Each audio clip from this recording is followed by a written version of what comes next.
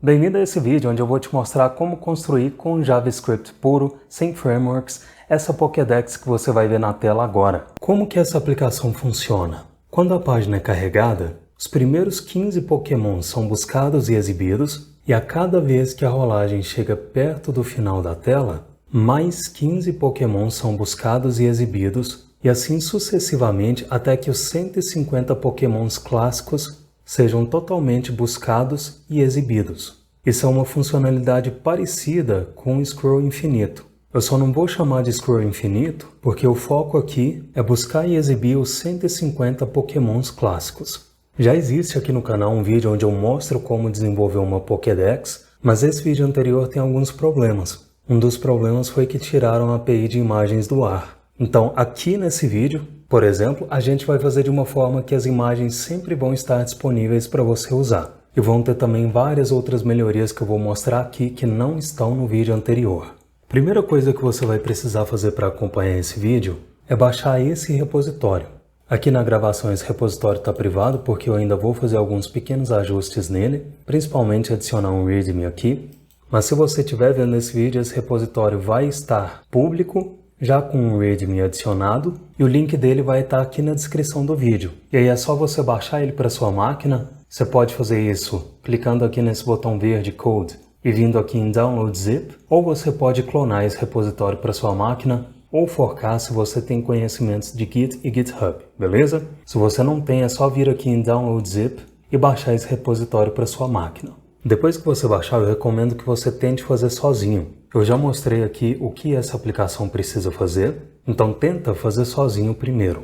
E aí depois de tentar fazer sozinho, você continua vendo o vídeo. Se você tiver em dúvidas em como obter as informações dos Pokémons, você pode vir aqui no Google e pesquisar por PokeAPI ou inserir na barra de endereço pokeapi.co.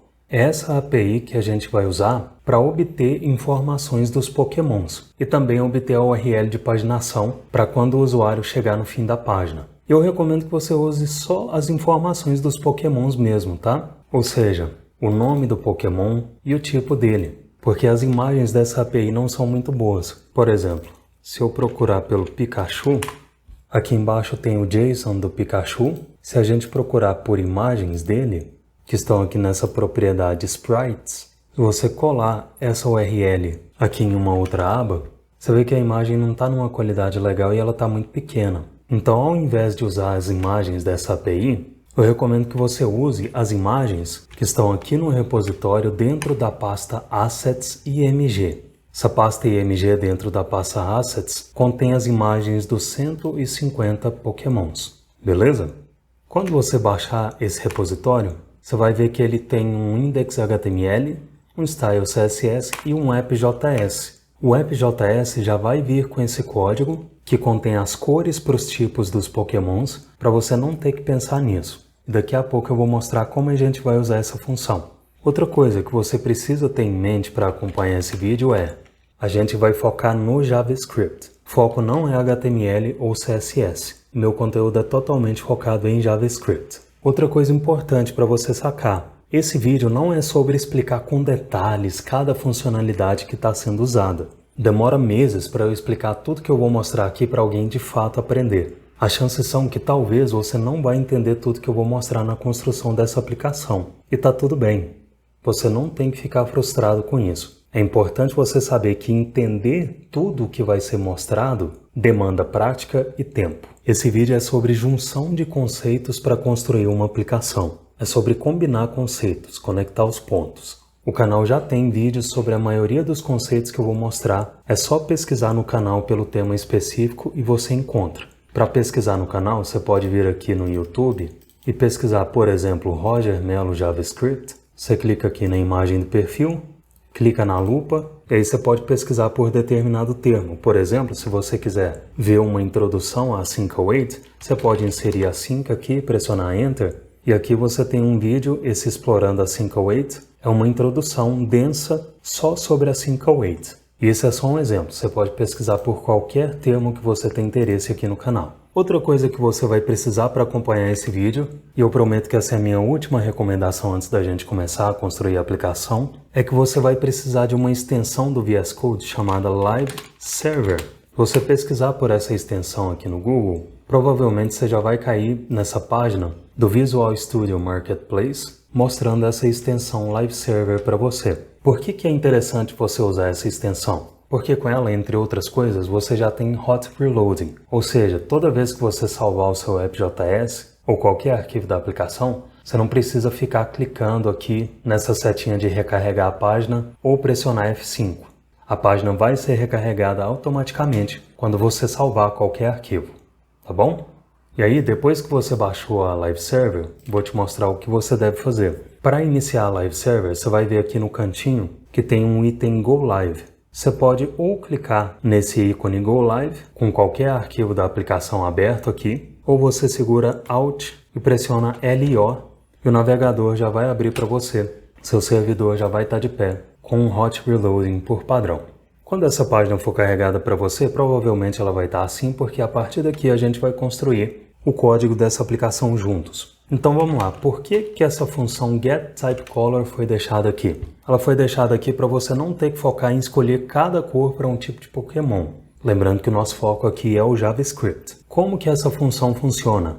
Daqui a pouco você vai ver que a gente vai receber uma informação lá da API e essa informação vão ser esses tipos dos Pokémons. Ou seja, cada Pokémon tem um desses tipos. Então aqui nesse objeto, cada tipo está associado a uma cor diferente e quando essa função for invocada, então getTypeColor, se você passar nada como argumento dessa função, esse parâmetro type vai receber undefined automaticamente e esse return vai retornar o resultado dessa expressão. Essa expressão vai retornar ou o resultado dessa expressão à esquerda do OR ou o resultado à direita. O que faz ela retornar ou este resultado ou este resultado?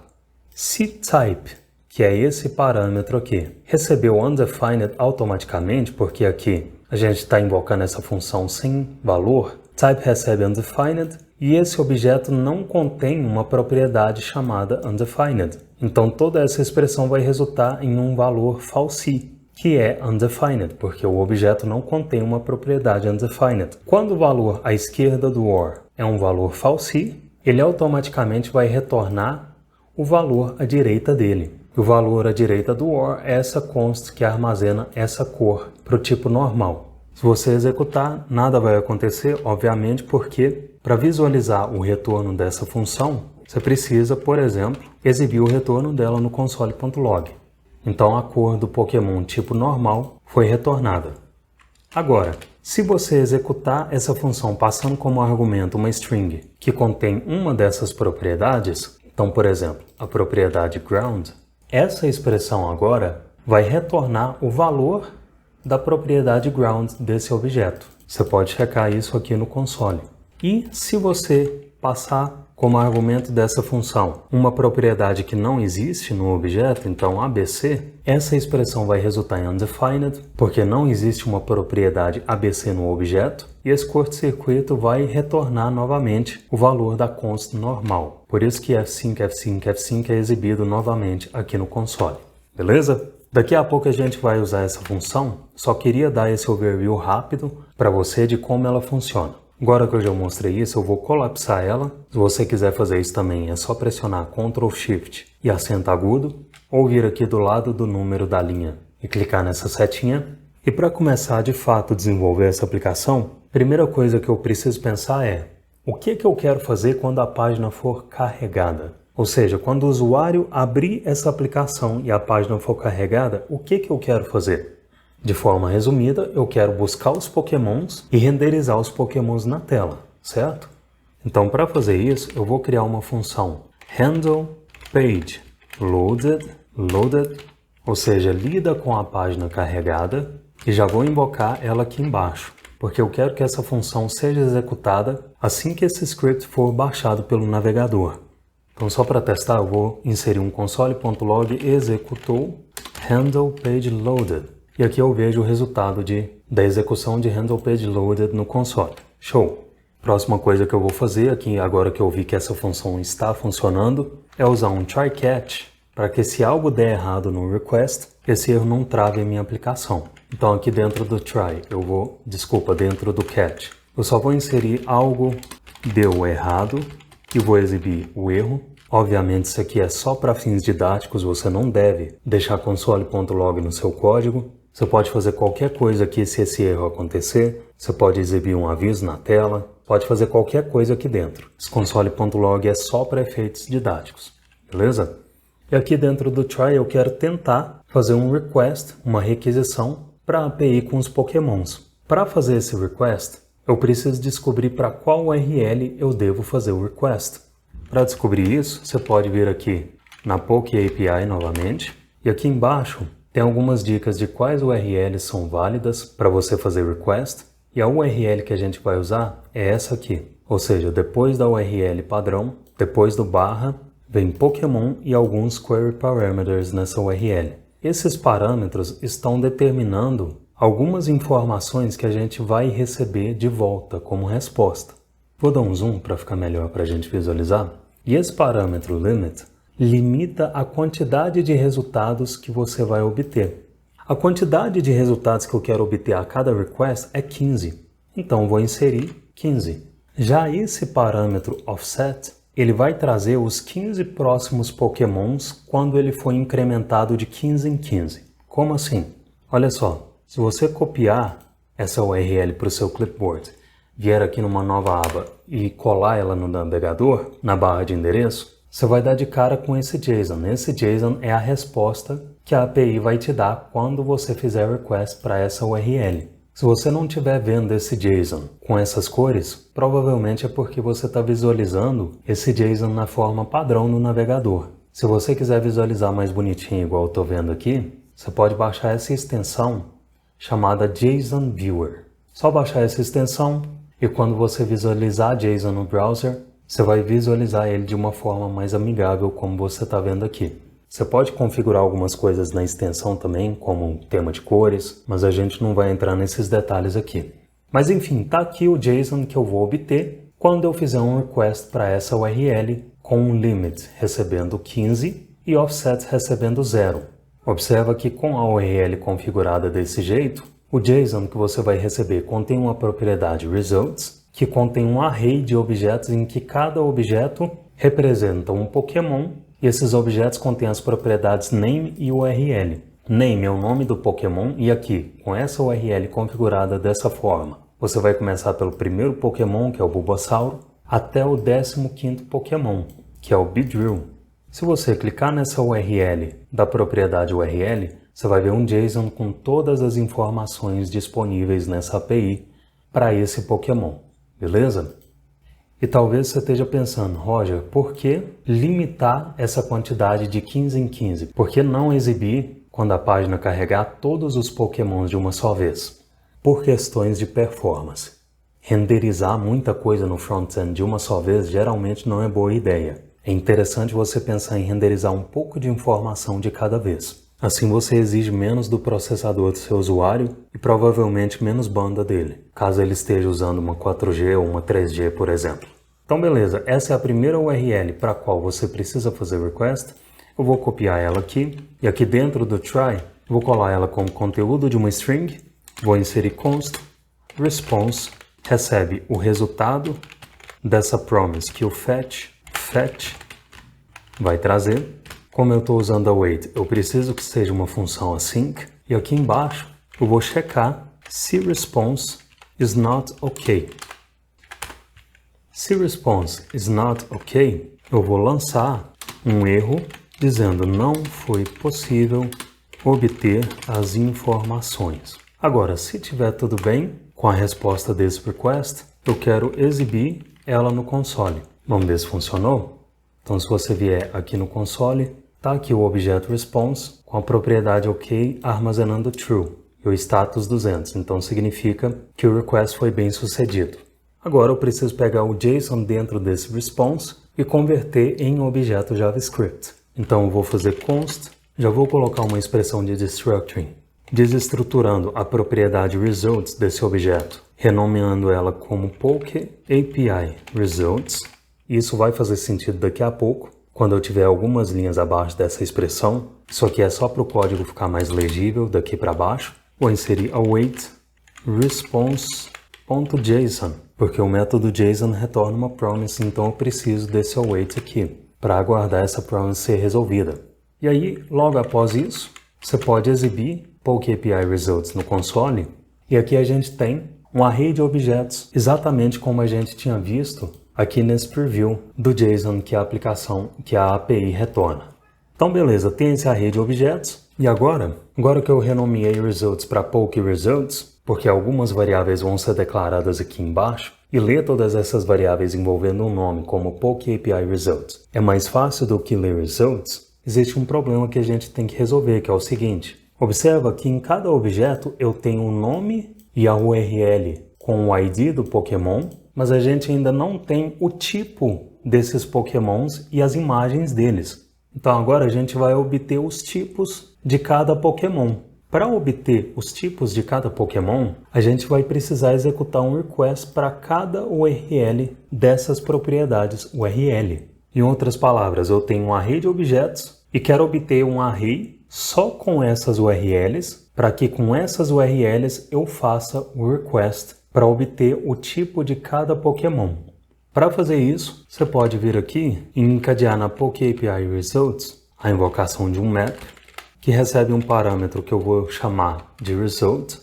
Eu vou dizer que eu quero executar um request para cada result.url.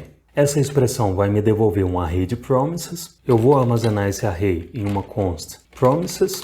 E se eu olhar no console, essa const promises, estão aqui as promises dos 15 primeiros Pokémons. Beleza. Antes de obter o resultado dessas promises, a gente vai esperar todas essas promises serem resolvidas. E a gente vai fazer isso em paralelo. E é possível fazer isso de forma paralela usando um método chamado allSettle. Então, promise.allSettle, que recebe promises. O allSettle em si vai esperar todas as promises serem resolvidas. Isso faz a gente ter o resultado final de forma mais eficiente. O allSettle vai retornar uma promise, então eu preciso de um await aqui.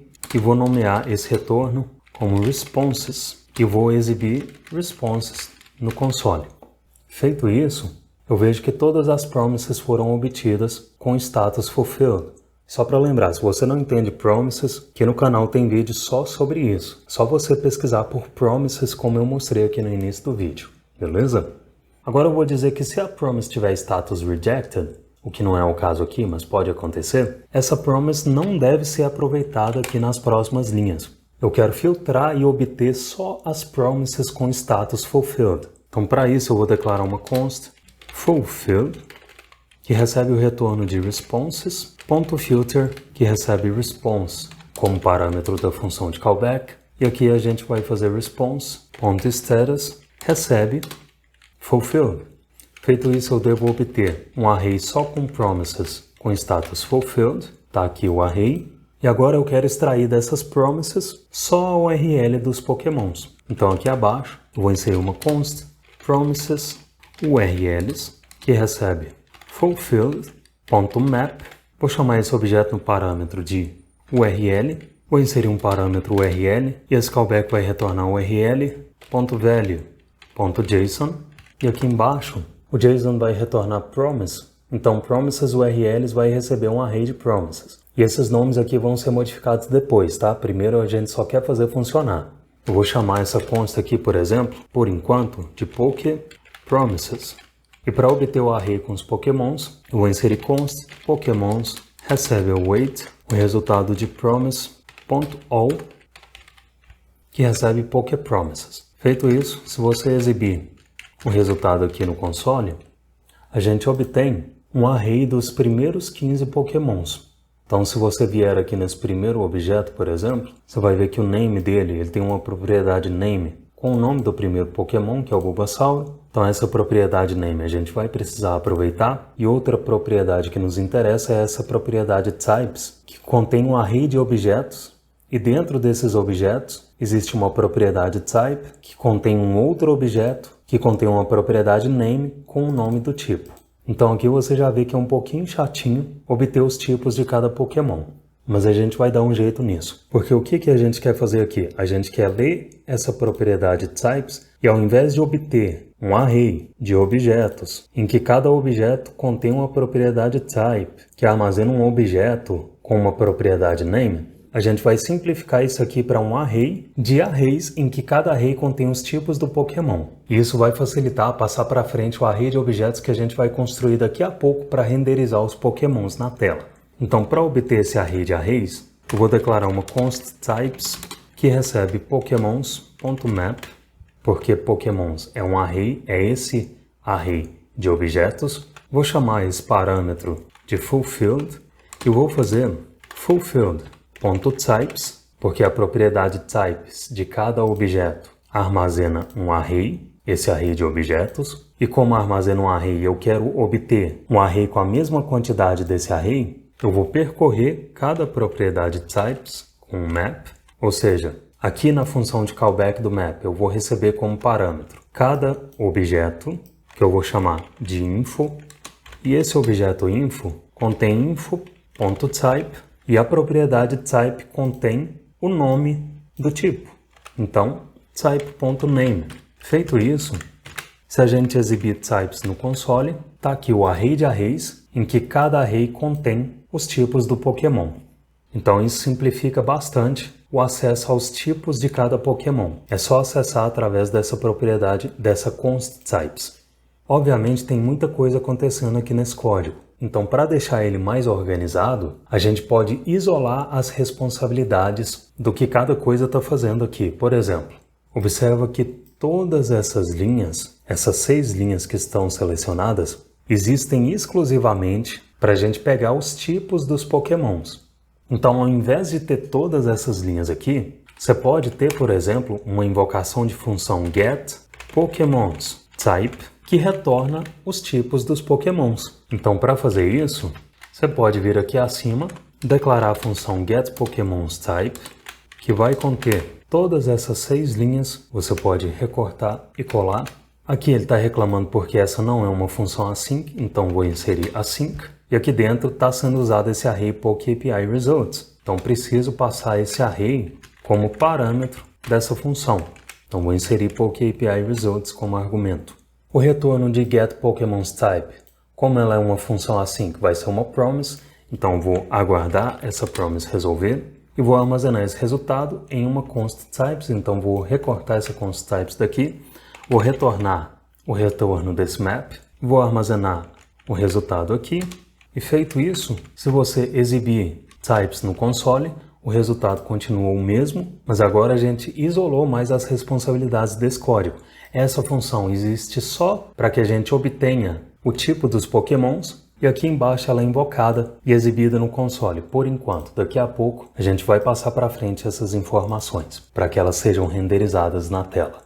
Então beleza, agora que a gente obteve os tipos dos Pokémons, a gente precisa obter as imagens deles. Mas para a gente obter essas imagens, é preciso primeiro obter o ID dos Pokémons, porque a ID do Pokémon e a imagem dele têm o mesmo nome. Se você vier aqui na pasta Assets e vir na pasta IMG, você vai ver que esses PNGs estão nomeados com o ID do Pokémon. Então, por exemplo, o Pokémon de ID 1 é o Bulbasaur. Agora, onde que você vai pegar esse ID? Observa que aqui no fim de cada URL, na PokeAPIResults, que é esse array de objetos, cada objeto tem uma propriedade URL, que contém a URL para obter os dados do Pokémon, e aqui no final da URL consta o ID desse Pokémon. E ó, lembrando, tudo que a gente está fazendo aqui, essas informações que a gente está obtendo, vão ser inseridas num array de objetos daqui a pouco. E esse array de objetos vai ser usado para renderizar as informações dos Pokémons na tela. Mas antes de mostrar esse array, a gente precisa obter todas as informações dos Pokémons que a gente quer renderizar. Então, para pegar só os IDs dos Pokémons, eu vou inserir uma const IDs que recebe PokeAPIResults.map. Essa função de callback do map vai receber como parâmetro cada objeto desse array. Então, eu posso, por exemplo, já fazer um destructuring nessa propriedade URL. Então, vou fazer um destructuring aqui. E dentro desse callback do map, eu quero quebrar essa string da URL em um array. E eu vou remover dessa string todas as ocorrências de barra. Então, vou declarar uma const URL as array, que vai receber URL.split, que recebe barra como argumento. E agora, se a gente olhar no console, URL as array, O split retornou um array que contém partes da URL com as ocorrências de barra removidas. Observa que em cada um desses arrays, o ID do Pokémon sempre vai ser o penúltimo item desse array.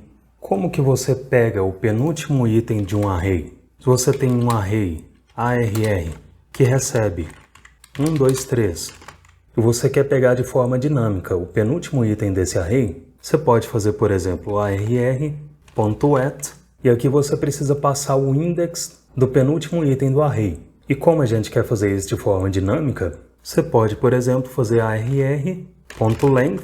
Essa expressão vai retornar a quantidade total de itens do array, que é 3. Isso significa que se eu colocar -1, essa expressão sempre vai resultar no último item do array, porque 3 menos 1 resulta em 2, e aqui no at a contagem é zero-based, ou seja, 0, 1, 2. Isso significa que se eu substituir esse 1 por 2, eu sempre vou obter o penúltimo item do array. Então a gente pode usar essa lógica aqui dentro do map.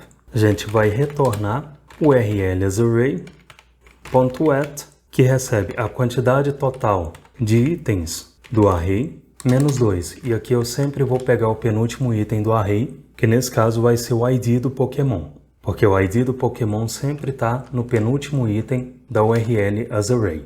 Vamos testar? Se a gente inserir IDs como argumento do console.log, estão aqui os IDs dos 15 primeiros Pokémons. Para deixar o código mais organizado e legível, essa lógica de obtenção dos IDs pode ficar isolada em uma função. Então você pode declarar aqui acima, por exemplo, uma função const get Pokémons IDs. Essa função vai conter toda essa lógica de obtenção dos IDs dos Pokémons. Eu vou fazer o return implícito da arrow function, então não preciso desses blocos.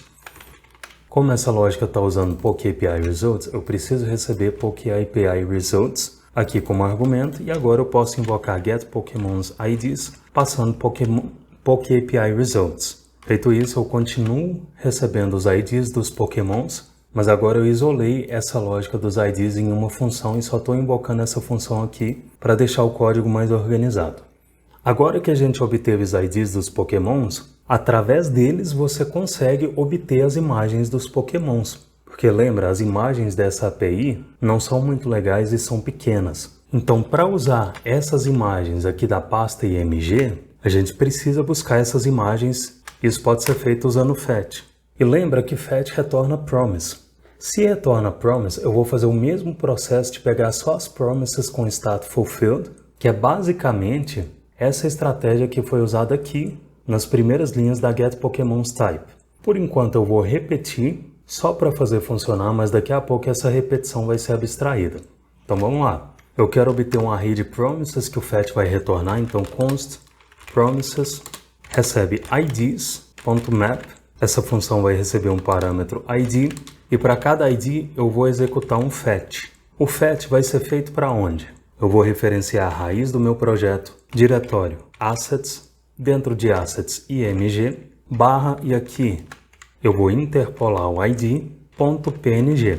Esse map vai me retornar um array de promises. Eu vou esperar essas promises serem resolvidas com o allSettled. Então const responses recebe await promise.allSettled, que recebe como argumento as promises. Feito isso, eu quero filtrar, eu quero obter só as promises com status fulfilled.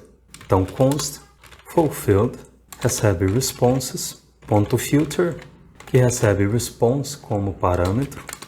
E eu vou inserir aqui response.status deve ser fulfilled.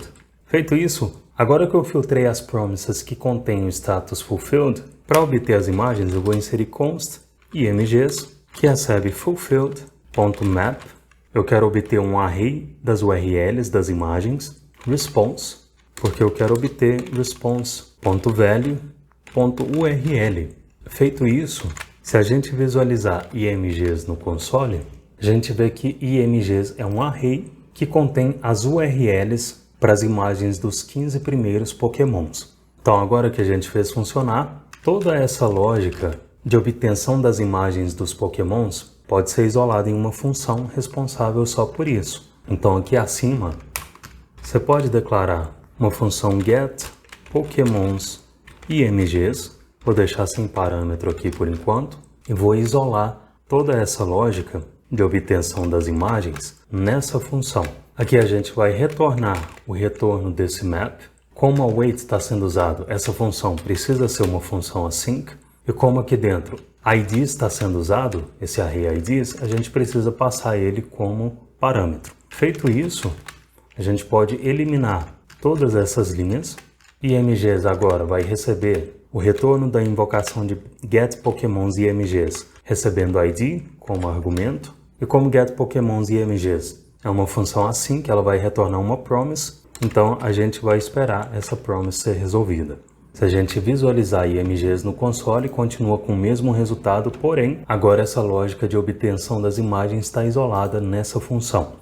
Só que observa o seguinte, as 3 primeiras linhas de getPokémons IMGs e as 3 primeiras linhas de getPokémons Type fazem a mesma coisa, a gente tem um padrão aqui. A única coisa que muda nesse padrão é que nessa primeira linha, o map está sendo encadeado em arrays diferentes, então aqui no array IDs e aqui no array PokeAPI_Results, e a função de callback desse map também é diferente. Então a gente pode abstrair esse padrão em uma função chamada, por exemplo, const getOnlyFulfilled. Por quê? Porque todo esse código só existe para obter as promises com status fulfilled. Então a getOnlyFulfilled vai ser uma função que vai retornar as promises com um status fulfilled. Ela precisa ser uma função async, porque ela executa operações assíncronas. Esse array no qual o map está encadeado vai ser recebido através de um parâmetro ARR, que é uma abreviação de array, e essa função de callback do map também vai ser recebida por parâmetro, que vai se chamar func. Então aqui, dentro da getPokémonsType, a gente pode remover essas duas linhas. A constFulfilled agora vai receber a invocação de getOnlyFulfilled, que vai retornar uma promise, então a gente vai aguardar essa promise ser resolvida. E o que a gente vai passar como argumento da getOnlyFulfilled é o seguinte, vai ser um objeto que contém uma propriedade ARR, que contém o array que a gente quer passar, que nesse caso é PokeAPI_Results, e também contém a função que a gente quer inserir, que é aquela função que eu removi. Vou dar um Ctrl Z aqui. É essa função aqui que a gente pode copiar. Então vou avançar novamente, vou dar um Ctrl Shift Z, para a gente voltar onde a gente estava, e inserir essa função. Por que eu estou passando um objeto aqui, ao invés de fazer argumento 1, argumento 2? Porque é o seguinte, eu não quero ter que ficar acertando ordem de parâmetro. Se eu passar argumentos de forma tradicional, dessa forma, aqui na declaração dos parâmetros eu vou ter que ficar acertando, esse aqui é o parâmetro 1, então ele tem que ser passado primeiro. Esse argumento 2 tem que ser o segundo parâmetro aqui, eu não quero ter que ficar acertando essa ordem. Não é necessário, então eu vou passar um objeto que contém uma propriedade que descreve os valores que eu estou passando, e aqui eu vou fazer um destructing nessas propriedades sem ter que me preocupar com acertar a ordem. Aqui nesse objeto eu declarei primeiro a propriedade ARR, mas aqui no destructing desse objeto eu posso fazer isso, por exemplo. E eu não vou obter um erro por causa disso. Esse destructing das propriedades pode estar em qualquer ordem. E só isso para mim já vale o benefício de passar um objeto como argumento, ao invés de passar os argumentos separados. Beleza? E além de usar getOnlyFulfilled aqui dentro da PokémonsType, observa novamente que aqui o padrão se repete. Então, eu posso fazer uma constFulfilled, e daqui a pouco eu vou consertar esse warning que o VS Code está mostrando. A gente vai aguardar essa promise ser resolvida. getOnlyFulfilled vai receber um objeto com uma propriedade ARR, que é este array IDs, uma propriedade func, que recebe essa função de callback do map, e essas 3 linhas podem ser removidas.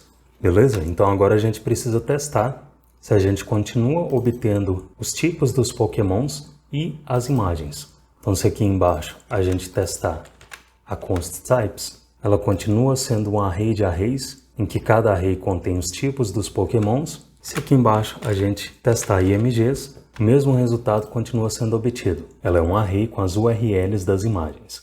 Então beleza, show!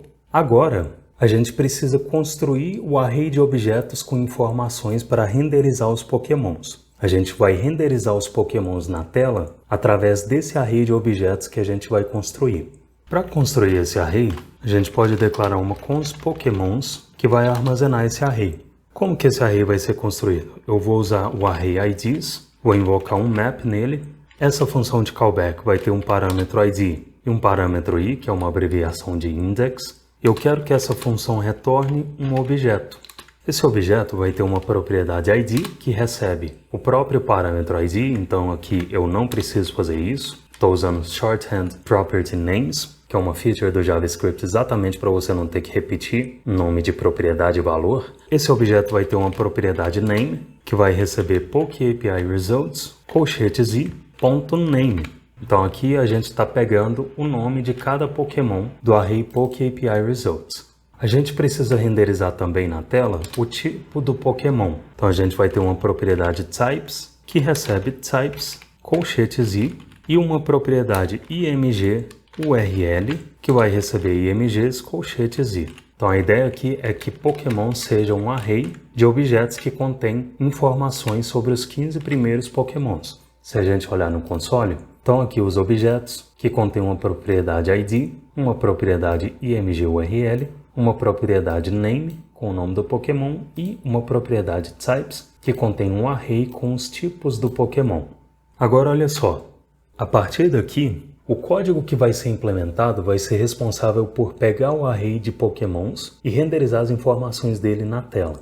Então, ao invés de deixar todo esse código aqui dentro da handle page loaded, faz sentido isolar esse código em uma função que, ao ser invocada, retorne esses dados. E aí a gente vai aproveitar esses dados aqui dentro da handle page loaded e passar esses dados para frente para que eles sejam renderizados e para que a gente desencadeie daqui a pouco um observador que vai fazer com que cada scroll para o fim da página traga os próximos 15 Pokémons. Então olha só, aqui acima a gente vai declarar uma função getPokemons.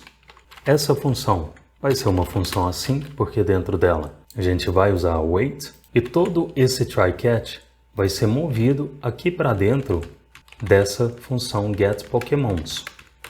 E aqui dentro desse try a gente vai retornar esses Pokémons. Feito isso, aqui dentro da handle page loaded, aliás, antes disso, esse throw aqui, esse error precisa ter um new antes dele. E aí, feito isso, aqui dentro da handle page loaded, a gente vai ter uma const Pokémons que recebe a wait e a invocação da getPokemons. E por enquanto a gente vai exibir no console essa const Pokémons, só para testar se essa pequena refatoração que a gente fez não quebrou o código. Tá aqui o array dos Pokémons, então tá tudo certo. Então agora que a gente tem esses dados aqui, a gente pode passar eles para frente para uma função que vai, por exemplo, renderizar os Pokémons na tela. A gente pode chamar essa função de renderPokemons. A renderPokemons vai ser invocada aqui, recebendo os Pokémons como argumento, e a gente vai criar a rendersPokemons. Então const rendersPokemons, e a primeira coisa que ela vai fazer é obter essa UL na qual a gente quer renderizar os Pokémons dentro. Então, a gente vai copiar esse data.js e inserir o L com esse seletor. E para testar se a UL realmente foi obtida, a gente vai exibir ela no console Missing Initializer in Const Declaration. Tá, eu esqueci o sinal de atribuição aqui, né? Então, renderPokemons recebe essa função. Feito isso, está aqui no console a UL que a gente acabou de selecionar. Show! Agora, cada Pokémon precisa ser uma LI que vai ser inserida dentro dessa UL. Então, para começar a gerar uma LI para cada Pokémon, a gente já está passando esse argumento Pokémons aqui, que é o array de Pokémons, então eu vou declarar esse parâmetro Pokémons, e para cada Pokémon eu quero gerar uma LI. Então, Pokémons.forEach, que contém uma função que recebe um parâmetro Pokémon no singular, e dentro dessa função a gente vai criar uma LI, então const LI recebe document.createElement, que recebe LI, e a gente vai visualizar essa LI no console. Essas LIs, na verdade, né? Porque como elas estão sendo criadas dentro de um for each, aqui então a gente tem as 15 primeiras LIs dos 15 primeiros Pokémons. O que essas LIs precisam ter? Elas precisam ter esses dados que a gente especificou aqui, que são o ID do Pokémon, o nome e os tipos dele, e a imagem do Pokémon também. Então, para criar esses elementos, a gente vai criar um IMG. Eu vou chamar essa const de name container, que vai ser um H2, e para o tipo eu vou criar um parágrafo que eu vou chamar de type container. Agora a gente precisa setar alguns atributos desses elementos. A IMG, por exemplo, precisa ter um atributo src, que contém IMG URL, precisa ter um atributo out, que vai conter o nome do Pokémon, que aqui eu vou chamar de name, porque a gente vai fazer um destructing aqui nesse objeto, e pegar o ID, name, types e IMG URL, que são exatamente as propriedades que a gente especificou aqui, nesse objeto que a gente criou. IMG também precisa ter um atributo class. Então, class. E esse atributo vai receber uma class card. Lembrando que o nosso foco aqui não é CSS. Essa class card já está declarada aqui no arquivo CSS. E também a gente vai passar uma classe que a gente pode chamar de first type. O que é o first type? A gente vai pegar o array types e fazer um destructing nele. Nesse destructing, a gente está obtendo o primeiro elemento do array types, primeiro item. Se o Pokémon tiver dois tipos, geralmente o primeiro tipo que está no array é o tipo principal do Pokémon. Por exemplo, o Bulbasauro tem o tipo grama e veneno. O tipo grama está na primeira posição do array. Então é essa classe que a gente vai usar aqui. Se o Pokémon tiver só um tipo, ou seja, se esse array types conter só um item com o tipo do Pokémon, esse item vai ser recebido aqui em first type do mesmo jeito. Então não importa quantos itens esse array types tenha, first type vai receber o primeiro item desse array. Fechou? Só que eu errei, não é IMG aqui. Aqui a gente está setando o atributo de classe da LI. E um outro atributo que a gente vai setar na LI é o estilo da variável typeColor dela. Então li.style.set, e aqui ao invés de set attribute, a gente vai setar uma propriedade. Qual propriedade? Vai ser a type-color, e a gente vai setar como valor dela a cor do tipo do Pokémon. E para isso a gente vai usar aquela função que já estava declarada ali, aqui no início do arquivo, que é a função getTypeColor. E como argumento da função, a gente vai passar firstType. Então, com essa linha, a gente está setando o valor dessas variáveis typeColor. Isso vai gerar um atributo inline no HTML no final do elemento. Não gosto muito disso, mas a forma de mudar o valor da variável é esse mesmo. Ele coloca inline porque faz sentido. A variável tem um valor que vai sobrescrever os valores definidos via CSS. Nesse caso, a gente pode deixar inline mesmo. Não tem problema porque a gente não está colocando manualmente, e sim adicionando um valor dinâmico. Então, se a gente visualizar LI no console, estão aqui as LIs com os atributos já setados. Agora, tem uma coisa que você precisa ficar ligado, que é o seguinte. Sempre que você recebe informações externas no seu código e vai renderizar essas informações na tela, é importante que você sanitize essas informações. Tem um vídeo aqui no canal em que eu falo só sobre segurança no front-end. O nome do vídeo é Sua aplicação front-end fica mais segura se você fizer isso. Eu recomendo que você veja esse vídeo depois de terminar esse aqui. Para encontrar esse vídeo no canal, você vem aqui no YouTube, pesquisa por Roger Mello JavaScript, e aqui na lupinha você pode inserir XSS. É esse primeiro vídeo que vai aparecer. Então, basicamente, você precisa tratar informações que você não escreveu, que vieram de alguma fonte que pode não ser confiável. Se a Poke API, que é de onde esses dados estão vindo, sofreu um ataque e eu simplesmente renderizar esses dados na minha aplicação sem sanitizar eles, dependendo do tipo de ataque, a minha aplicação pode ser afetada também. O que é sanitização? É basicamente limpar, higienizar uma informação. É remover um potencial script malicioso em uma string. E para garantir que nenhum código malicioso vai ser executado quando a sua aplicação rodar, usar uma lib como o DOM Purify, por exemplo, é uma boa prática que ajuda a manter a sua aplicação mais segura. Então, para usar a Zone Purify no seu código através de CDN, você vai vir no Google e vai inserir CDNJS. Você vai acessar cdnjs.com, vai inserir Zone PU e a Zone Purify já vai ser exibida. Importar essa lib através de CDN não é a forma mais otimizada, mas é a forma mais rápida de começar a usar ela e é o suficiente para o que a gente quer fazer aqui. Para garantir que o que eu vou mostrar a partir daqui vai funcionar do mesmo jeito para você, eu recomendo que você baixe exatamente a versão que eu estou mostrando aqui, que é a 3.0.1. Ou seja, se no futuro você ver esse vídeo e a versão que tiver selecionada aqui não for a 3.0.1, para garantir que o que eu vou mostrar a partir daqui vai funcionar do mesmo jeito para você, você vem aqui e seleciona essa exata versão que eu estou mostrando, 3.0.1. Porque se tiver alguma breaking change em alguma versão posterior, seu código não vai ser afetado, beleza? Então, para copiar uma tag script com essa URL, você vem no arquivo com o final .min.js e clica aqui no botão que parece uma tag HTML para copiar a tag script. E aqui no index.html, essa tag deve ser inserida acima do script do app.js. Então, você vem aqui uma linha acima desse script app.js e cola a tag que você acabou de copiar e salva o seu index.html.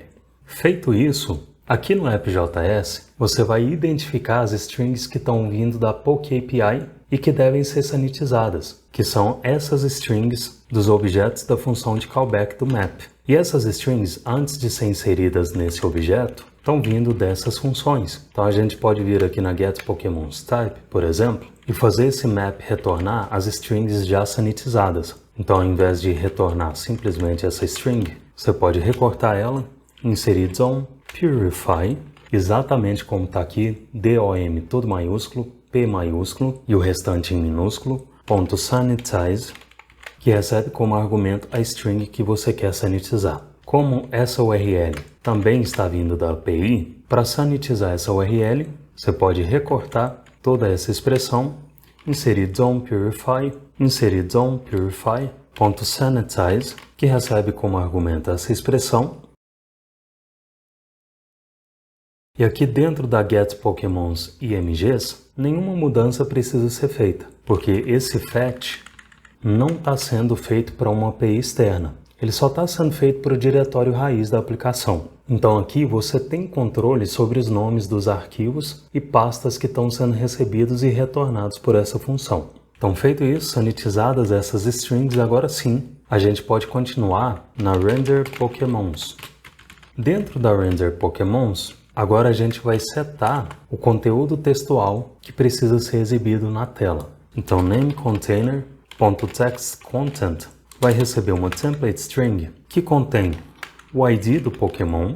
Vou colocar um ponto aqui, só para ter um ponto depois do ID. Vou fazer uma outra interpolação para renderizar o nome do Pokémon, só que aqui a gente vai colocar uma expressão que vai retornar o nome com a primeira letra maiúscula e o restante em minúsculas. Porque a API, por padrão, envia os nomes dos Pokémons com as letras todas minúsculas. Se você exibir name no console, por exemplo, fechar essa aba da CDN, estão aqui os nomes com todas as letras minúsculas. Então, para obter o nome do Bulbasauro, por exemplo, com B maiúsculo, você pode vir aqui, e esses erros daqui a pouco vão sumir daqui, não se preocupe. Para renderizar esse nome com letra maiúscula, eu vou pegar o primeiro caractere dessa string, então name, colchete 0, ponto 2, uppercase. Então aqui nessa interpolação eu estou renderizando a primeira letra do nome em maiúsculo. Vou fazer uma segunda interpolação para pegar o restante do nome em minúsculo. Então name.slice, que recebe 1. Ou seja, eu vou obter toda a string exceto o caractere que está no index 0. Porque esse caractere eu estou pegando aqui e deixando ele maiúsculo. Outra coisa que a gente precisa setar é o conteúdo textual dos tipos dos Pokémons. Então textContent recebe. E aqui a gente vai ter que fazer uma lógica para renderizar só um tipo, caso o Pokémon seja de tipo único, ou renderizar todos os tipos do Pokémon, caso ele tenha mais de um tipo. Então a gente vai pegar o array types e verificar o comprimento desse array. Se ele for maior que 1, a gente vai fazer types.join e separar esses tipos com um pipe. Agora, Se types.length não é maior que 1, significa que o Pokémon tem um tipo único, então a gente só vai renderizar first type. Se a gente exibir essas LIs no console, a gente vê um erro porque eu errei. To uppercase tem que ter 2 P's. Esses erros de imagem vão desaparecer daqui a pouco, mas estão aqui as LIs. Feito isso, a gente precisa colocar a imagem, o nome e o tipo dentro da LI. Então a gente pode usar li.append e aqui você pode inserir img, name container e type container. Vamos visualizar essas LIs no console. Se a gente inserir li, esses erros de imagem a gente vai tratar daqui a pouco, mas estão aqui as LIs. Essa primeira LI contém, por exemplo, uma tag img com atributo src linkando para a imagem, um H2 com o nome do Pokémon e o ID dele, e um parágrafo com os tipos do Pokémon. E isso vale para cada Pokémon que a gente está montando. Show! Agora, a gente precisa inserir essas LIs na UL. Só que a gente vai fazer isso usando uma forma mais performática de inserir elementos no DOM. Você não deve ficar neurótico com performance quando está no começo com JavaScript, mas isso aqui é um cuidado que pouca gente toma. Porque olha só, qual seria a forma padrão de inserir essas LIs lá dentro da UL? Seria aqui dentro do for each, pegar o ul.append e inserir a LI dentro da UL. Então cada LI desse for each está sendo inserida dentro da UL. Só que do ponto de vista de performance, a sua aplicação JavaScript fazer a inserção de vários elementos no DOM dessa forma não é uma boa ideia. Por que não é uma boa ideia? Porque cada vez que essa função de callback do for each está sendo executada, o DOM está sendo manipulado, porque uma LI está sendo inserida no DOM a cada execução desse callback.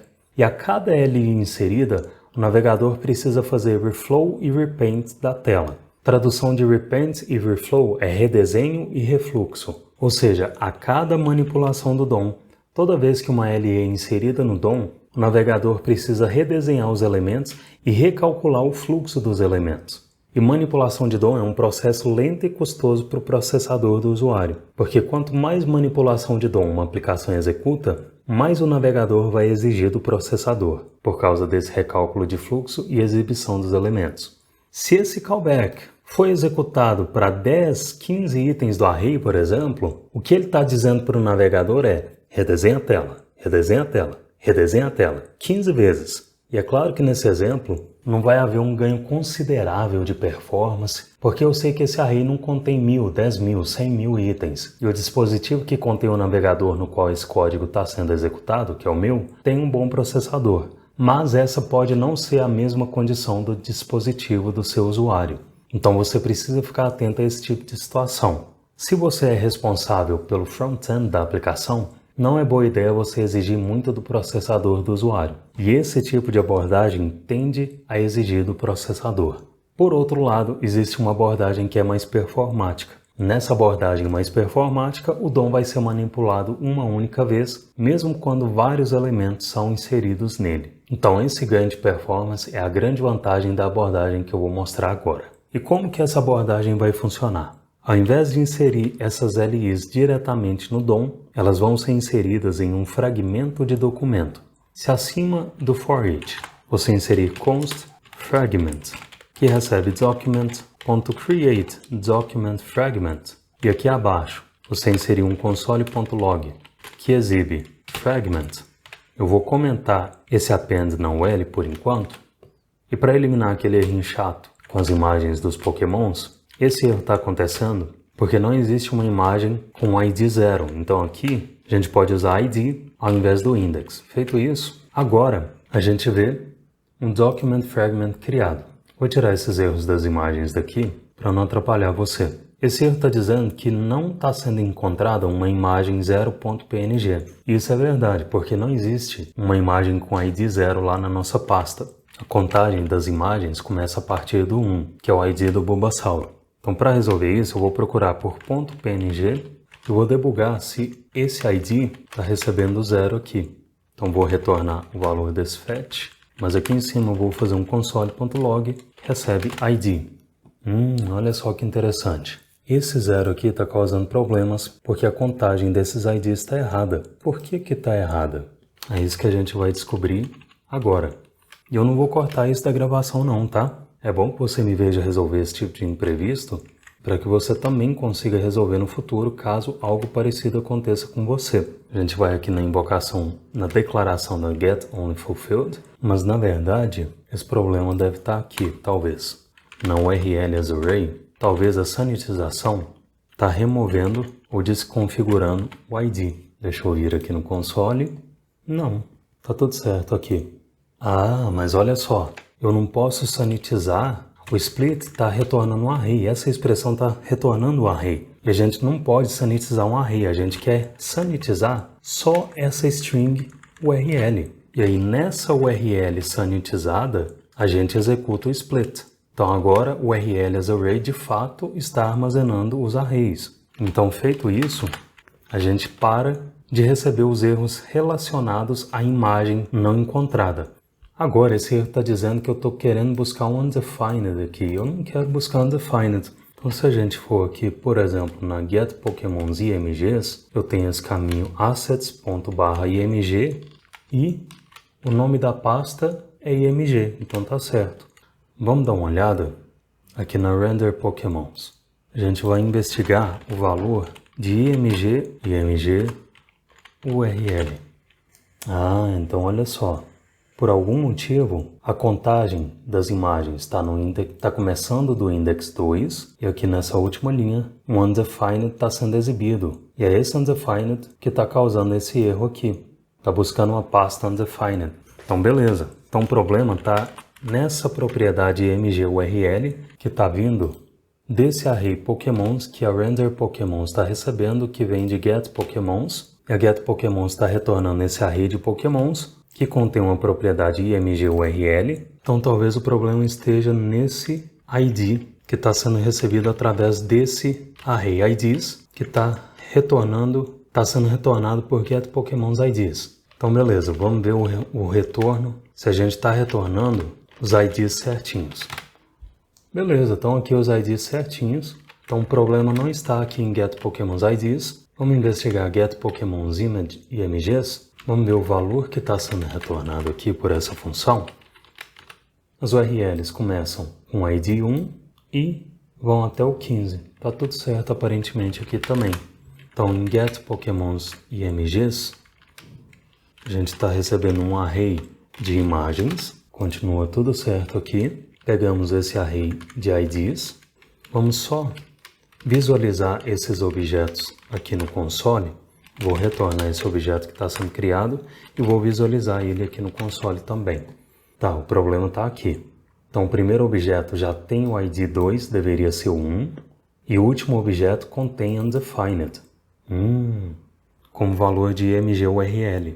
Observa também que nesse objeto ele tem o ID 1, ele está com o nome certo, o ID certo, mas a URL é do Pokémon 2. Ah, então olha só. Se aqui em img_url, ao invés de passar o ID, a gente passar simplesmente I, agora a URL fica certa. Então um erro aqui era que foi passado colchetes ID ao invés de I. Porque aqui nesse array imgs, se inserir colchetes ID, a contagem vai começar do 1. Ou seja, essa expressão vai resultar no segundo item do array imgs. Por isso que ao invés de ID, a gente precisa usar I aqui. Vamos ver se funcionou? Show! Agora o erro desapareceu. Então a gente pode continuar falando sobre o fragment, que está aqui dentro da render Pokémons. Então beleza. Então agora a gente está visualizando o fragment aqui. E o que é o document fragment? O document fragment é um nó do DOM. Se ele é um nó do DOM, ele é um container vazio em que você pode colocar elementos que você quer inserir no DOM. Porém, ele é um nó do DOM que só existe em memória. Ele não vai ser inserido no DOM, e daqui a pouco eu vou mostrar por quê.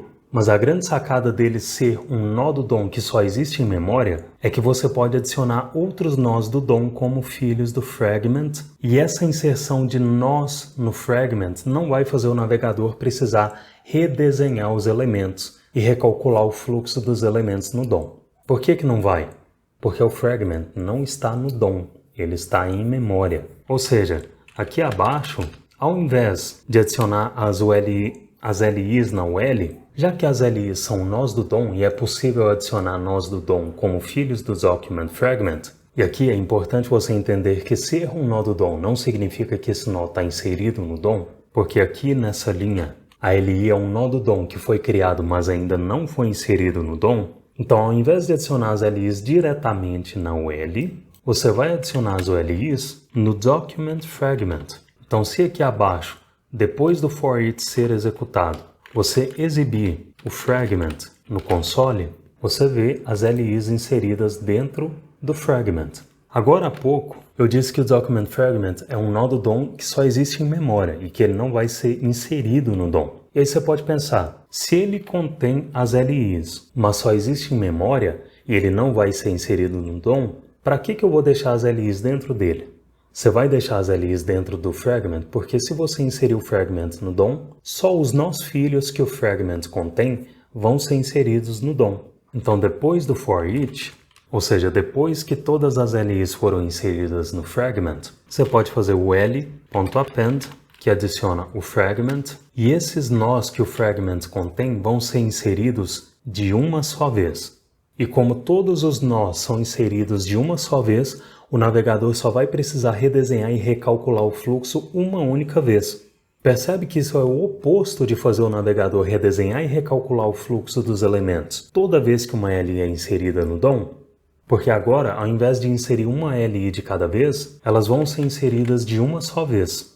Se a gente olhar a tela, a gente vê os pokémons inseridos, rolou alguma coisa com o estilo deles que a gente já vai descobrir. Tá, já sei o que é. Aqui no IMG, observa que aqui no CSS existe essa classe CardImage que tem um Position Relative. E esse Position Relative é o que no fim das contas vai posicionar a imagem dentro do card. Então aqui a gente precisa setar IMG, setar uma classe nessa imagem que contém card-image, que é o nome da classe lá do CSS. Se a gente fizer isso, agora os 15 primeiros pokémons são renderizados normalmente na tela, contendo a imagem, o ID, o nome e os tipos. Agora, a gente precisa renderizar os próximos 15 pokémons quando a barra de rolagem estiver perto do final, ou seja, quando o usuário rolar até o final dessa página, pouco antes do final, os próximos 15 pokémons precisam ser exibidos na tela. Para fazer isso, a gente vai vir aqui na Handle Page Loaded, a gente vai criar uma função chamada Handle Next Pokémons Render. Ou seja, essa função vai ser responsável por lidar com a próxima renderização dos pokémons. Então vou vir aqui acima e declarar a Handle Next Pokémons Render, que vai ser uma função. Para renderizar os próximos 15 pokémons na tela, a gente vai observar esse último pokémon da lista. Ou seja, quando a página é carregada, os 15 pokémons vão ser carregados, o último pokémon está lá embaixo, e quando a página for rolada aqui para baixo, quando esse último pokémon da lista estiver cruzando a tela, como está acontecendo aqui agora, ele acabou de cruzar a tela, os 15 próximos pokémons precisam ser buscados e renderizados. E para observar esse último pokémon aqui da lista, a gente vai usar uma API do navegador chamada Intersection Observer. Quando você vai precisar usar Intersection Observer? Você vai precisar usar Intersection Observer quando você precisar fazer uma ação quando um determinado elemento da página se torna visível para o usuário.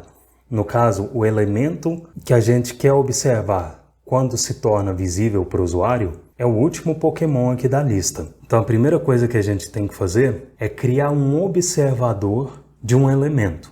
Então aqui dentro da Handle Next Pokémons Render, você pode declarar uma const Pokémons Observer, que recebe new e a invocação de Intersection Observer. Feito isso, agora que a gente criou esse observador, você precisa especificar para ele qual elemento você quer observar. Como que você especifica isso? Você faz Pokémons Observer.observe e você passa o elemento que você quer observar aqui como argumento do observer. Como a gente precisa observar esse último Pokémon da lista, eu vou vir aqui acima e declarar uma const last Pokémon, que recebe document.querySelector.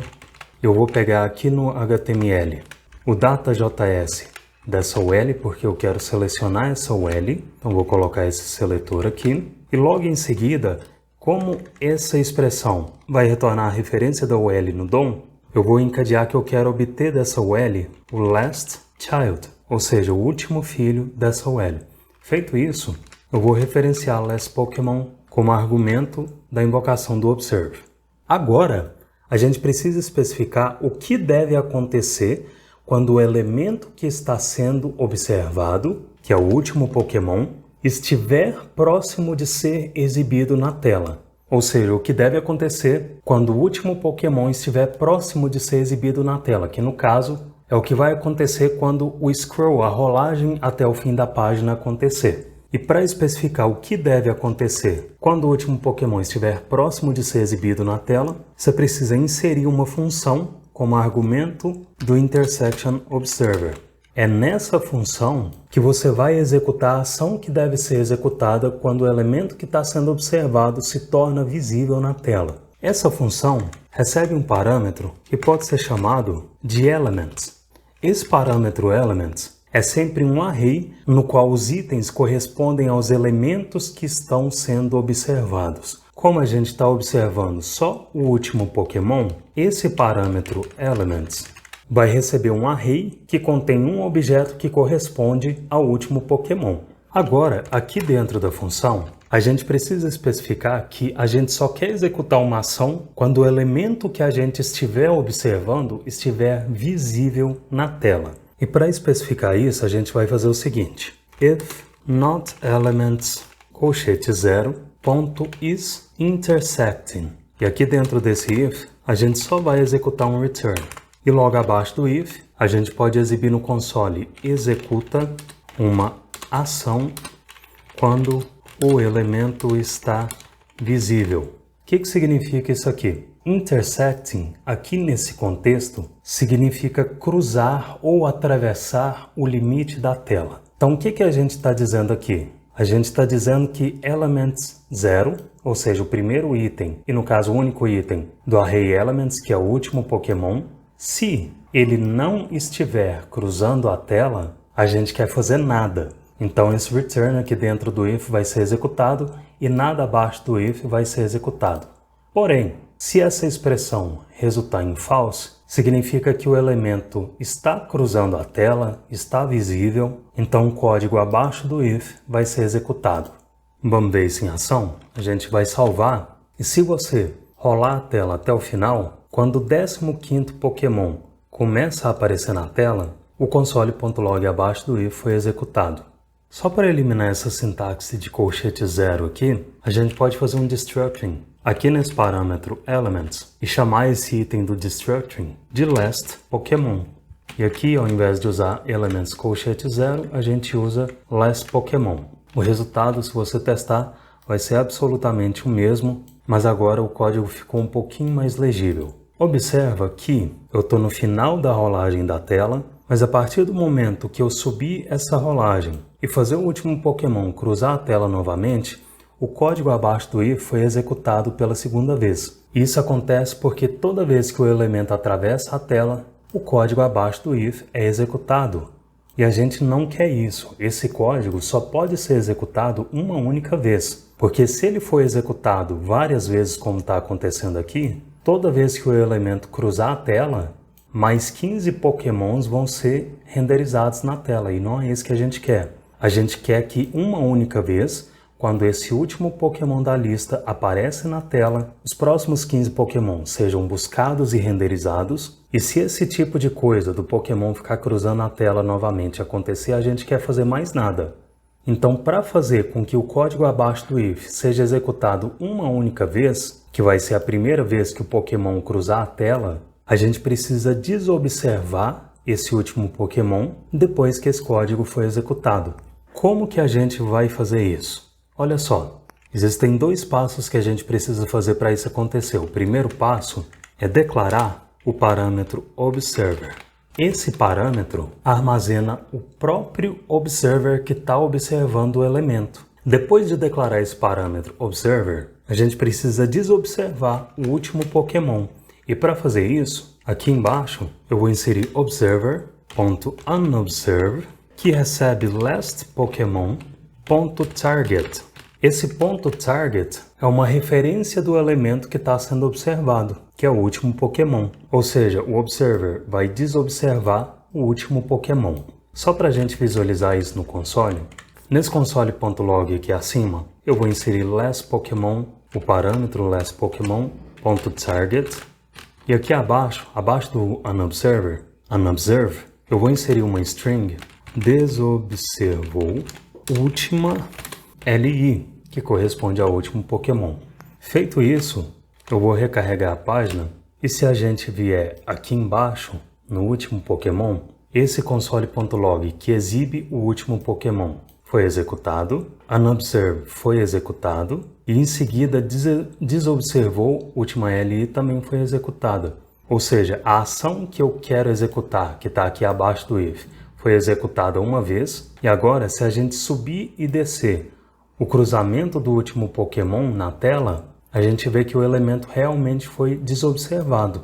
Ou seja, agora o código abaixo do if só está sendo executado uma única vez. Nosso próximo passo é obter, já que a gente está observando quando o último Pokémon cruza a tela e executando uma ação quando isso acontece e executando essa ação uma única vez, nosso próximo passo é obter os próximos 15 Pokémons. A gente está obtendo até o Pokémon 15, então agora a gente precisa obter os Pokémons 16 a 30. Só que observa que se a gente fizer, eu vou remover esse primeiro console daqui, e se depois do unobserve a gente invocar a getPokémons, que lembrando é essa função que a gente criou anteriormente que busca os Pokémons. Se a gente invocar a getPokémons, aqui a gente precisa do await, porque ela é uma função assíncrona.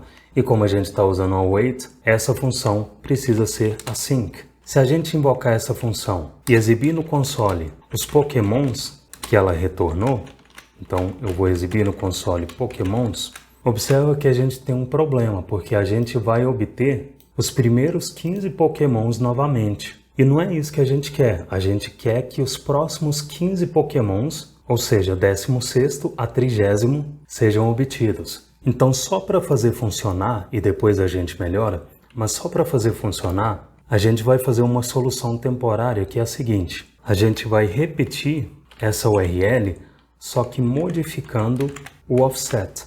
Então, por enquanto, a getPokémons vai receber um parâmetro URL, a gente vai referenciar esse parâmetro URL aqui, a invocação da getPokémons, quando a página é carregada, vai receber a URL que a gente acabou de recortar e a invocação da getPokémons, que está dentro do observer, vai receber essa mesma URL, só que com offset recebendo 15. Porque lembrando, esse parâmetro offset, ele traz os 15 próximos Pokémons quando ele é incrementado de 15 em 15. Olha só, aqui a gente tem o JSON, aqui o offset está em 0, e se a gente colocar offset em 15, os próximos 15 Pokémons que a gente quer são obtidos. Ou seja, o 16º Pokémon até o 30º Pokémon. Se você estiver fazendo limit 15 e offset 15 dessa vez. E novamente, essa repetição de URLs que a gente está fazendo aqui é uma solução temporária, só para a gente fazer funcionar primeiro. Daqui a pouco isso vai ser refatorado. Então, se a gente testar agora, quando a gente rola até o fim da página, os próximos 15 Pokémon são obtidos, 16º até 30º.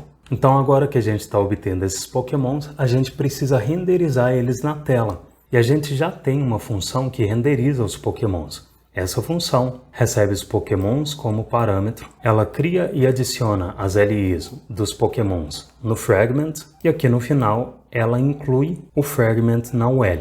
Então, para renderizar esses novos 15 Pokémons na tela, você pode vir aqui e invocar render Pokémons. Feito isso, quando a gente... ele atualizou porque o elemento já está visível, né? Vamos dar um refresh nessa página. E quando você rola a tela até o final, o 16º Pokémon até o 30º é renderizado. Qual que é o próximo problema que a gente precisa resolver? O problema é que, ao chegar no último Pokémon da lista novamente, nada acontece. E o desejado é que os próximos 15 Pokémon sejam obtidos e renderizados quando esse 30º Pokémon aparece, ele cruza a tela. Então, para fazer isso, uma primeira coisa que a gente vai fazer, antes de incrementar essa URL de forma dinâmica, para que o offset seja incrementado de 15 em 15 aqui, a gente vai abstrair, vai isolar em uma função essas duas linhas, porque elas vão ser necessárias daqui a pouco, porque a cada vez que a barra de rolagem for para o final, a gente vai precisar executar essa ação de pegar o último Pokémon na UL, e observar ele. Então a gente vai isolar essa lógica em uma função que a gente vai chamar de observeLastPokémon. Ela vai ser uma função que recebe essas linhas, que a gente vai copiar e colar aqui, e ela vai fazer exatamente o que o nome dela diz que faz. Ela vai selecionar o último Pokémon e observar ele. Como aqui dentro dessa função PokémonObserver está sendo usado, eu vou fazer esse valor ser recebido aqui nesse parâmetro, e ao invés dessas duas linhas aqui embaixo, a gente vai invocar observeLastPokémon, passando PokémonObserver como argumento.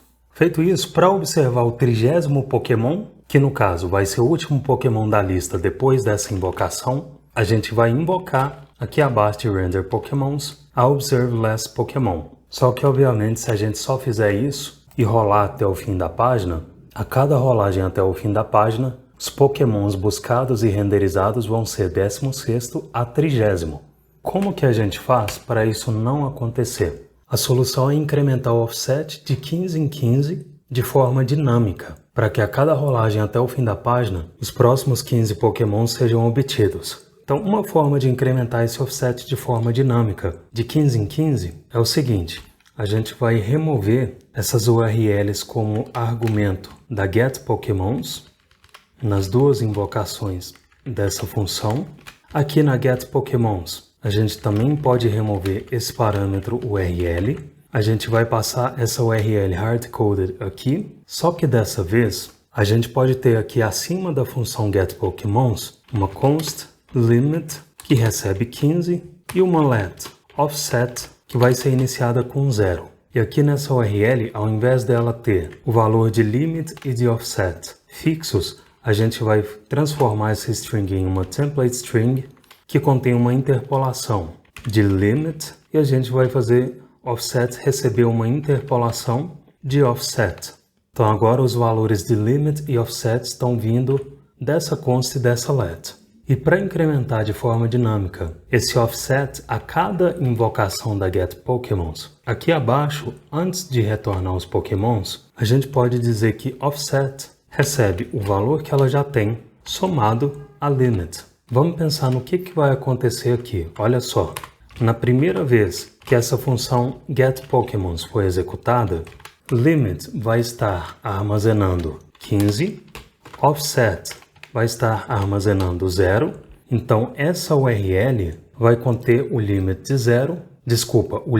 de 15 e offset contendo 0. Isso vai resultar nos primeiros 15 Pokémons, certo? E aí, depois que toda essa operação foi executada, essa linha vai fazer offset receber tudo que ela já tem, então offset recebe o valor que ela já tem, que é 0, mais o valor de limit, que é 15. 0 mais 15 é 15, então a offset vai armazenar 15 nessa primeira execução da função getPokémons. Quando a função getPokémons for executada pela segunda vez, o que vai acontecer? Limit vai continuar armazenando 15, offset vai armazenar o valor que ela recebeu na execução passada, que é 15. Essa URL dessa vez vai ter esse offset armazenando 15, então os Pokémons dessa URL com offset 15 e limit 15 vão ser buscados, que são os Pokémons 16 a 30. E aí, depois de toda essa operação, a offset vai receber o valor que ela já tem, que é 15, mais o valor de limit, que é 15. Então, offset, aqui no finalzinho da execução dessa função, vai armazenar 30. E essa mesma lógica vai se repetir a cada vez que a função getPokémons for invocada. Ou seja, agora o offset dessa URL está sendo incrementado de forma dinâmica a cada invocação da getPokémons de 15 em 15. E isso faz com que a cada invocação dela, ela traga os próximos 15 Pokémons. Vamos testar? Se a gente for aqui na aplicação e rolar a tela até o final, 16º até o 30º Pokémon são trazidos, 31º até o 45º são trazidos e assim por diante até que os 150 Pokémons sejam buscados e renderizados aqui na tela, beleza? Só que tem um problema que vai acontecer, olha só. Aqui nesse momento, os 150 Pokémons já estão renderizados e quando a gente chega no final dessa rolagem, a gente vê que zoou o plantão aqui, né? Tanto na renderização quanto aqui no console, a gente vê que várias imagens não foram obtidas, começando a partir da imagem 151. Porque aqui na nossa pasta, a gente tem só os Pokémons clássicos, ou seja, os 150 primeiros Pokémons. Então a gente precisa limitar esses requests para que eles busquem até os 150 Pokémons. Isso é, se esse offset for igual a 150, a gente não quer executar requests. Como que a gente pode fazer isso? Olha só, aqui na Handle Next Pokémons Render, antes da invocação da função getPokémons, a gente pode dizer que if offset. E aqui a gente tem acesso a essa let offset, porque ela está declarada na raiz do documento. Se offset for igual a 150, a gente não quer que esse código aqui abaixo seja lido. Então, a gente vai executar um return dentro desse if. E aí a getPokémons não vai ser invocada tentando buscar Pokémons além dos 150. Esse if precisa estar aqui dentro da Handle Next Pokémon Render, porque se a gente colocar ele aqui dentro da getPokémons, por exemplo, quando o if for executado, essa função vai retornar undefined, porque aquele if contém um return dentro dele, que está retornando nenhum valor, e quando uma função não retorna valor em JavaScript, por baixo dos panos ela retorna undefined, e aí os lugares que dependem do retorno de getPokémons receberiam undefined e isso quebraria o código. É por isso que aquele if precisa estar aqui dentro da Handle Next Pokémon Render, beleza? Vamos testar novamente? Se agora, aqui na aplicação, a gente rolar para obter os 150 Pokémons, quando o último Pokémon é obtido, a gente pode tentar rolar para baixo aqui e nada vai acontecer, porque nenhum request está sendo feito para pegar Pokémons além dos 150. Agora é o seguinte, essa solução de deixar const e let na raiz do documento não é a solução ideal. Muito menos deixar essa mutação aqui dentro da getPokémons, porque essa mutação está muito exposta. Qualquer pessoa em qualquer parte do código pode mudar o valor de offset a qualquer momento. E isso pode levar a bugs difíceis de depurar, pode levar a comportamento imprevisível na aplicação. Quando você tem uma mutabilidade que pode ser feita a qualquer momento, em qualquer parte do código, você pode acabar tendo efeitos colaterais inesperados, onde a mutação desse valor pode afetar outras partes que dependem desse valor. Então o que a gente vai fazer agora é isolar essa mutação de forma com que ela não fique exposta do jeito que ela está aqui. E a gente vai fazer isso através de enclausuramento ou closure e através de encapsulamento. Olha só, a gente vai declarar uma const pagination_info que recebe uma IIFE, ou seja, uma função auto-executável.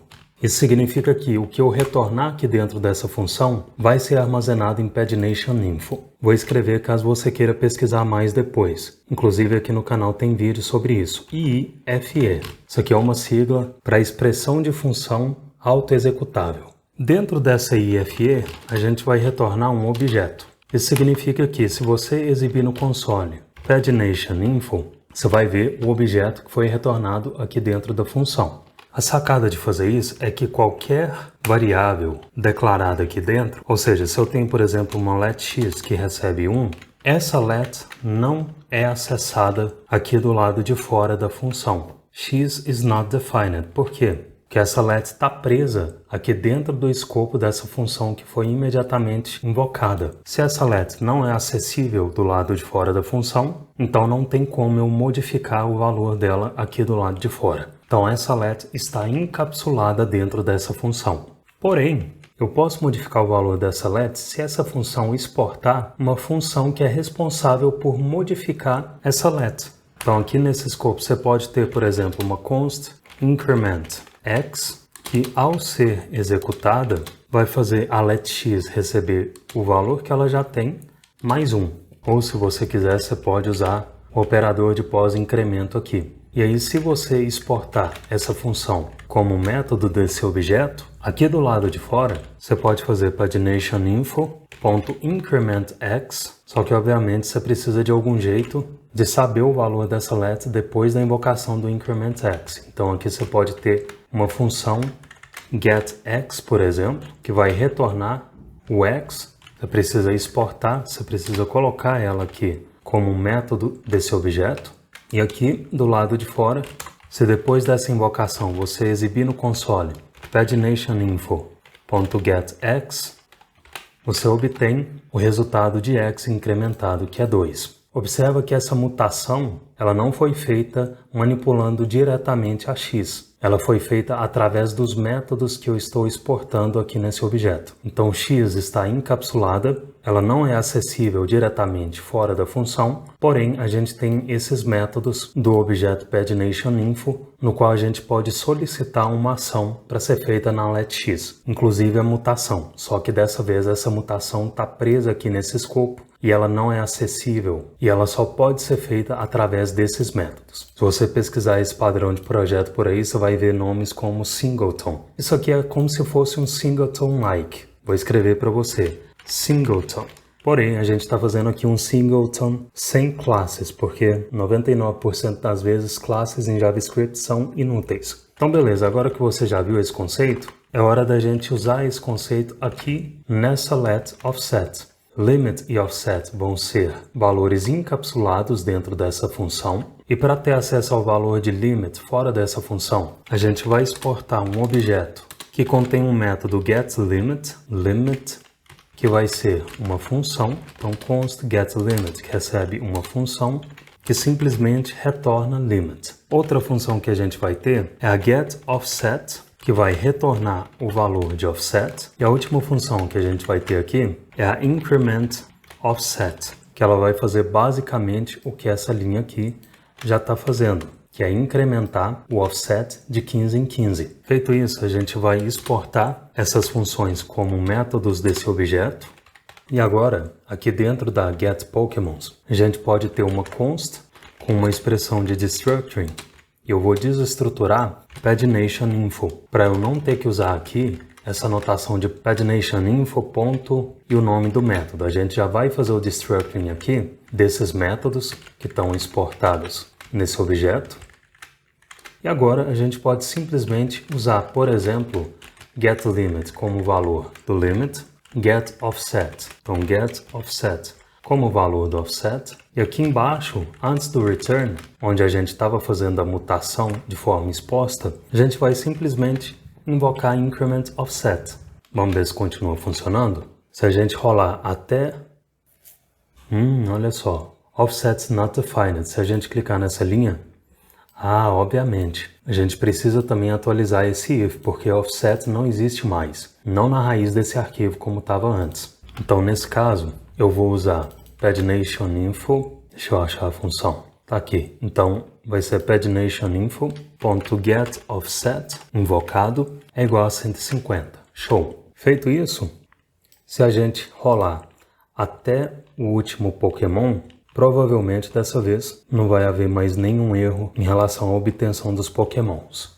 Show! Se você quiser, você pode fazer destructuring aqui, para não usar essa notação de ponto também, mas como a gente só está usando um método aqui, eu não acho muito necessário. Outro pequeno ajuste que a gente pode fazer aqui é o seguinte, teve um determinado momento que eu usei esse método at. Esse método at é a mesma coisa de fazer isso aqui, ou seja, de usar a notação de colchetes para obter um item do array. Então você fazer isso aqui ou isso aqui, meio que tanto faz. O resultado vai ser o mesmo. Use o que você gostar mais. Como aqui nessa aplicação existem alguns outros lugares em que eu estou usando a notação de colchetes, para padronizar, eu vou deixar a notação de colchetes aqui ao invés de usar o at, só por uma questão de padronização. E aí você usa o que você achar melhor. Só testando aqui novamente, se a gente testar depois dessa modificação e rolar até o último Pokémon, tudo continua funcionando normalmente. Beleza. E o último ajuste que a gente pode fazer é o seguinte. Vamos encontrar aquela função que observa os Pokémons e olha só. Se você subir essa aplicação em produção em uma URL pública, provavelmente a primeira vez que você acessar essa aplicação, ou seu usuário acessar, os próximos Pokémons demorem um pouquinho a ser obtidos e renderizados aqui na tela.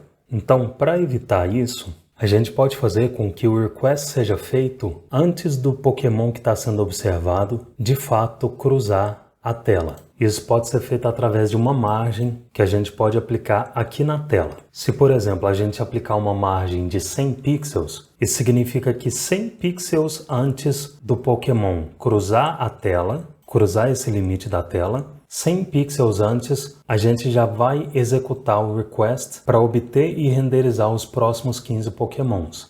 Como que isso pode ser feito? Essa invocação da Intersection Observer pode receber como segundo argumento um objeto. Esse objeto pode conter uma propriedade chamada rootMargin, que recebe uma string com o valor da margem em pixels que você quer configurar. E aqui a gente pode ser bem generoso e colocar, por exemplo, 500 pixels. Isso quer dizer que o request para os próximos 15 Pokémons vai ser executado quando o último Pokémon estiver a 500 pixels de distância do limite inferior aqui da tela. Então, agora, observa que a barra de rolagem ela vai mudar de tamanho bem mais rápido e bem antes do último Pokémon cruzar o limite inferior da tela. Olha só. Aqui ele acabou de fazer o segundo request, e assim sucessivamente, até que todos os 150 Pokémon sejam obtidos. Então é interessante a gente setar essa margem para fazer esses requests antes da rolagem até o final da tela. E com isso a gente evita que o usuário chegue até o final da rolagem e pareça que os 15 próximos Pokémons não estão sendo buscados, ou que nada está acontecendo na aplicação. É por isso que é interessante setar essa margem aqui. Espero que esse vídeo tenha ajudado, espero que vocês tenham adorado o quanto eu adorei fazer ele, e a gente se vê num próximo vídeo. Tchau, tchau!